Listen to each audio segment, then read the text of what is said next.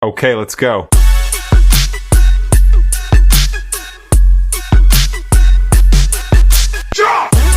Okay, let's unpack this. Picture the scene for a second. You're at the doctor's office. Right. And maybe you've been feeling low or anxious, or maybe you're just dealing with that that heavy, foggy feeling that you just can't quite shake. We've all been there, or at least know someone who has. Exactly. So you've done the late night Googling. You walk in expecting the conversation to land on SSRIs, you know, the gold standard, right? The household names like Prozac or Zoloft. The ones everyone knows. Yeah, but then the doctor throws you a curveball. They suggest something with an extra letter, an SNRI. It's a really classic moment of confusion for patients.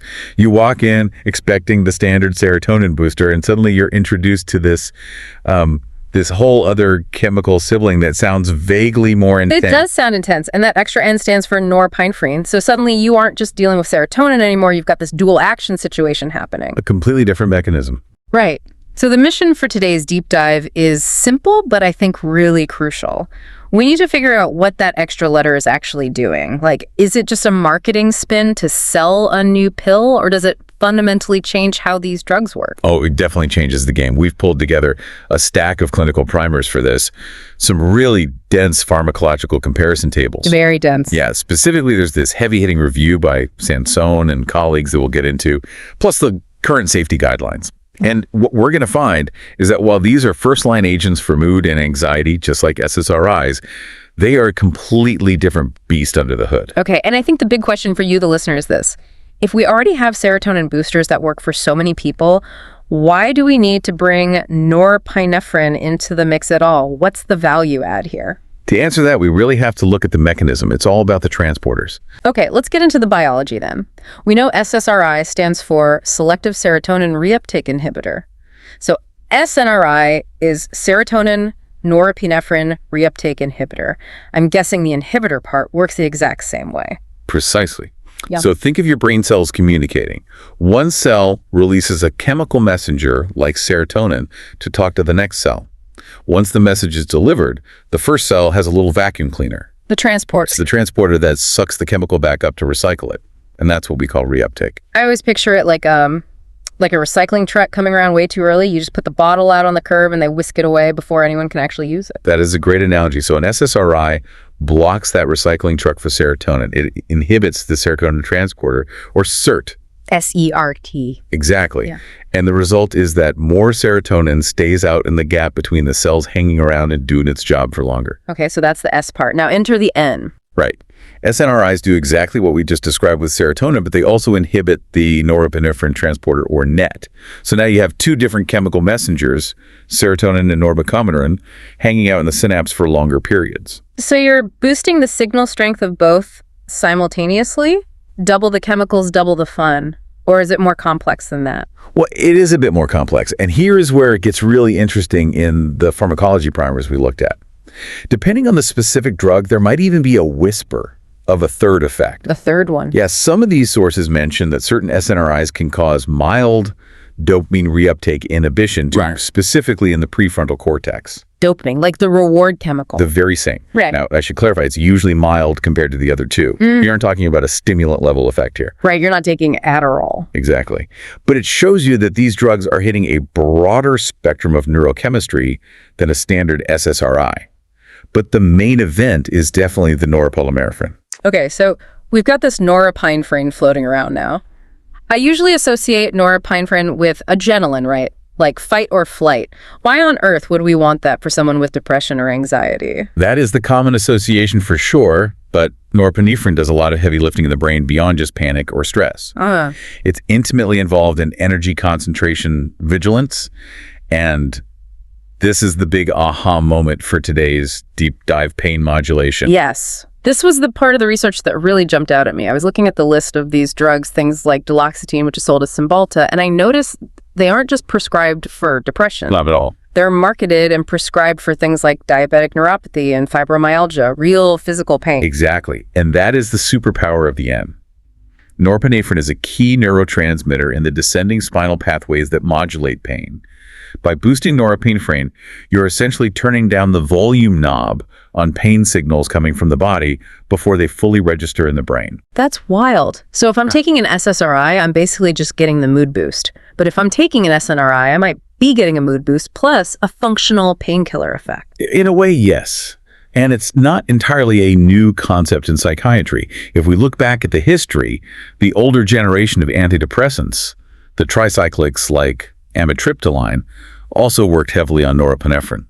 And doctors used to prescribe those for pain all the time. But those had a ton of side effects, right? I remember reading that they were incredibly dangerous if you took too many. Oh yeah, they were pretty dirty drugs, pharmacologically speaking. Dirty meaning they hit things they weren't supposed to? Exactly. They hit a lot of receptors you didn't want them to hit, like histamine and cholinergic receptors. And that caused heavy sedation, massive weight gain, and severe dry mouth. Not ideal. No. So SNRIs are essentially a modern, cleaner evolution of that exact idea.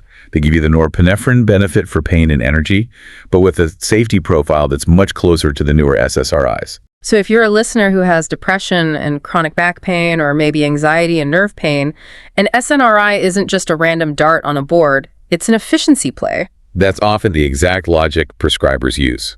Why take two pills when one mechanism covers both bases? It treats the lethargy and the pain that often accompany depression, which purely serotonergic drugs sometimes miss completely. But here's where it gets tricky, and honestly why I love the data we pulled for this deep dive. I was looking at this comparison table from Sansone et al., and it turns out you can't just say SNRI and expect them all to act the same way. Definitely not. It's not like buying a generic brand of cola where it all tastes basically identical. No, not at all. And this is crucial for anyone taking these medications to understand.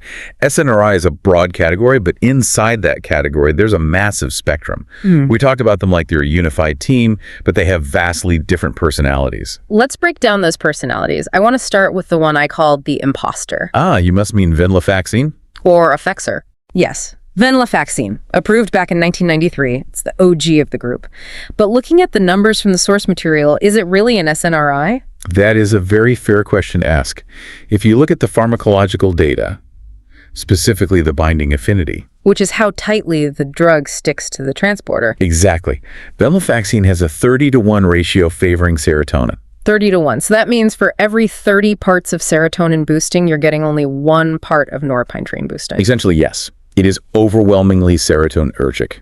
The experts point out that at lower doses, say 75 milligrams, it acts almost exactly like a standard SSRI. Wow. You really have to push the dose up quite high, usually above 150 or 225 milligrams before that norepinephrine effect actually kicks in. So it is pretending it's an SSRI wearing a fake mustache at low doses. You could definitely say that. It's the least noradrenergic of the bunch, but it's still very effective for a lot of people. It's metabolized by the liver, specifically the CYP450 enzyme system, which is pretty standard for many drugs. Right. But if you are looking for a heavy norepinephrine punch for energy or pain right out of the gate, venlafaxine might not be your first swing unless your doctor is willing to go to those higher doses right away. Okay, so let's move down the spectrum. We leave the 30-to-1 territory and get into the middle ground. The drugs that came out in the mid-2000s. Right here, we encounter duloxetine, which is Cymbalta approved in 2004.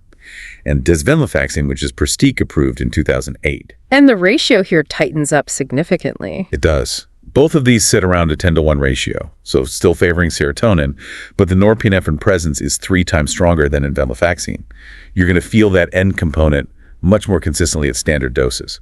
Now, I noticed something really interesting about desvenlafaxine in the notes. It sounds like venlafaxine's cousin. The names are so similar. It's actually venlafaxine's child in a chemical sense. Oh, really? Yeah, venlafaxine is metabolized by the body into desvenlafaxine. That's its active metabolite. So the drug company essentially figured out how to package the end product directly into a pill. Cutting out the middleman entirely. Exactly. And this really matters for you listening if you might be taking other medications, because desvenlafaxine skips that first phase of liver metabolism, phase I CYP450, and is mostly handled by phase 2 conjugation. It has a completely different interaction profile. Wait, unpack that for us real quick. Phase I versus phase 2. Sure. Think of phase I as the heavy machinery in the liver that breaks complex things down. A lot of drugs like codeine beta blockers, statins, they all compete for those same machines. If you take two drugs that need the same machine, you get a traffic jam. A drug interaction. Right. Meaning one drug might build up to dangerous levels in your system simply because the liver's too busy dealing with the other one. Okay, but this venlafaxine bypasses the heavy machinery. Exactly. It goes to a different packaging department, phase 2. Yeah. It doesn't use the CYP 450 system at all. So if I'm on a lot of other meds that tax my liver, does venlafaxine might be the safer bet because it's using the side door? Generally speaking, yes. It's a nuance, but a vital one for someone with a complex medical history. It just removes a variable from the equation. Okay, so we've gone from 30-1 with venlafaxine to 10-1 with duloxetine and desvenlafaxine. Now we get to the heavy hitters, the ones that completely flip the script. Levomilnacipran, brand name Fetsima, approved in 2013. This one blew my mind. The ratio is 1-2. It's the complete inverse. You are getting twice as much norepinephrine potency as serotonin potency. It is the most noradrenergic drug in the entire class. That's a massive difference. We went from mostly serotonin to mostly norepinephrine. So practically speaking, what does that feel like for a patient? Well, if norepinephrine is linked to energy drive and concentration, a drug like levomilnacipran might be much more stimulating. It might be better for the patient who is dealing with that really vegetative depression. The low energy, can't get out of bed kind of brain fog. Exactly. Whereas the 30-1 venlafaxine might be better for the highly anxious person who really doesn't need more stimulation. Because if you give a highly anxious person a massive shot of norepinephrine, you might just make them jump out of their skin. Precisely. It could make them incredibly jittery. But for the person who feels like they're made of lead, it could be the exact spark they need. And there's also milnacipran, which sits right in the middle with a perfectly balanced 1-to-1 ratio, though it's mostly used for fibromyalgia here in the U.S. So the key takeaway here is that SNRI isn't a single setting. It's a sliding scale. I love that visual. It's like an equalizer on a stereo. You can boost the bass or the treble depending on what the song, or in this case, the patient actually needs. But as with any meditation, there's no free lunch. We have to talk about safety. And I want to get into the specific risks that our sources highlighted for this class. We do. And generally the news is good. The sources highlight that SNRIs are vastly safer in an overdose situation than those old school tricyclics or MAOIs. You're much less likely to have a fatal cardiac event if you accidentally take too much. But there's always a but. But they are generally considered more toxic in overdose than pure SSRIs. Because of the norepinephrine. Exactly. Yeah. Because of that adrenergic boost, you can see tachycardia, which is a rapid heart rate hypertension, and even seizures if taken in massive excess. Right. So there's a clear hierarchy of safety there. And the side effects, are we looking at the usual suspects? The usual suspects are all present. GI upset, headaches, dry mouth. Sexual dysfunction is a big one, very similar to SSRIs. And because of the norepinephrine, you can see things like increased sweating, a higher resting pulse, or higher blood pressure in some people. Now, there was one risk in the deep dive material specifically regarding bleeding that I think a lot of people completely miss. I certainly didn't know about this mechanism until we read the primers. This is a really important, under-discussed topic. It has to do with your platelets. The little cells in your blood that help you clot when you get a cut. Right. And apparently platelets need serotonin to function properly. They do. Yeah. They don't make their own serotonin, though. They have to suck it up from the bloodstream. They use serotonin receptors to signal each other to clump together and stop bleeding. But remember what these drugs do. They block the reuptake of serotonin. Oh, so they block the platelets from filling up their tanks. Exactly. They completely deplete the serotonin inside the platelets. So the platelets can't phone a friend. They can't clump as well. So your bleeding time increases. Now, for most people, this might just mean you bruise a little easier, but the sources have a specific double trouble warning regarding painkillers. Yes, NSAIDs, ibuprofen, naproxen, aspirin. Because think about it. We just said these drugs are often prescribed for pain. So if you're taking duloxetine for a bad back and it's not quite doing the trick, what's the first thing you reach for in your medicine cabinet? Ibuprofen. Exactly. It's a very common combination, and it's a surprisingly risky one. NSAIDs impair platelet function via a totally different mechanism, enzyme inhibition. So if you combine an SNRI with an NSAID, you are hitting the body's clotting ability from two completely different angles. And the data suggests this can significantly increase the risk of gastrointestinal bleeding. It does. The clinical guidelines actually suggest that if you absolutely have to be on both DUG, You might need to add an acid-suppressing drug like a PPI. A proton pump inhibitor. Right, to protect the stomach lining from bleeding. That's such a practical nugget right there. If you're on an SNRI and popping Advil like candy, you really need to talk to your doctor about your stomach. Absolutely. It's an interaction that totally flies under the radar until it becomes a severe emergency room problem. We have a couple other safety points we need to hit before we wrap up today. One is quite serious regarding younger people. Yes, the black box warning. It applies to essentially all antidepressants, including SNRIs. There is a documented risk of increased suicidal ideation and behavior in children, adolescents, and young adults when they first start these medications. The sources describe it as sort of a paradoxical effect, like medicine is supposed to help.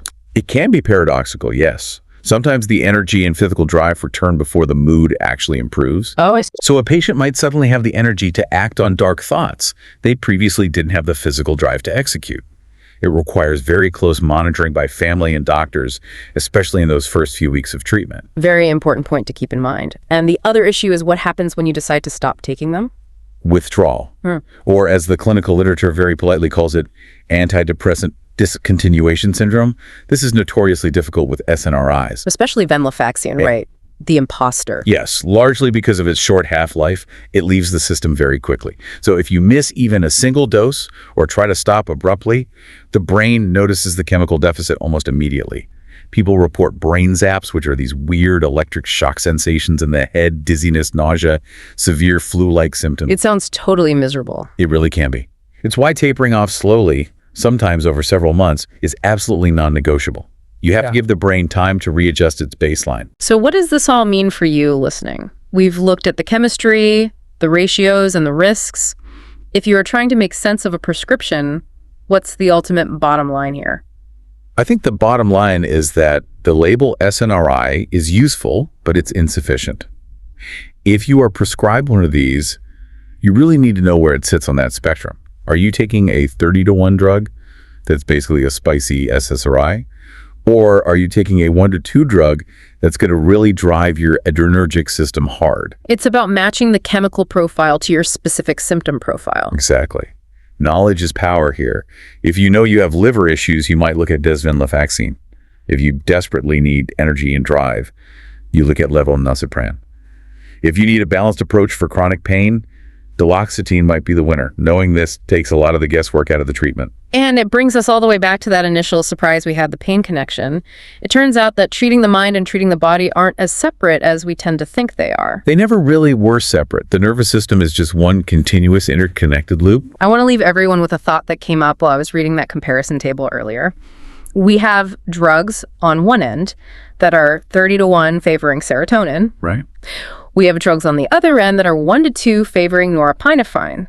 So if we have a drug like levonorepinephrine that is chemically pushing norepinephrine so incredibly hard, at what point does an antidepressant with pain benefits stop being an antidepressant? And just become a pain medication with mood benefits. Exactly. The line might be a lot blurrier than the label on the bottle suggests. It's a really provocative question to end on.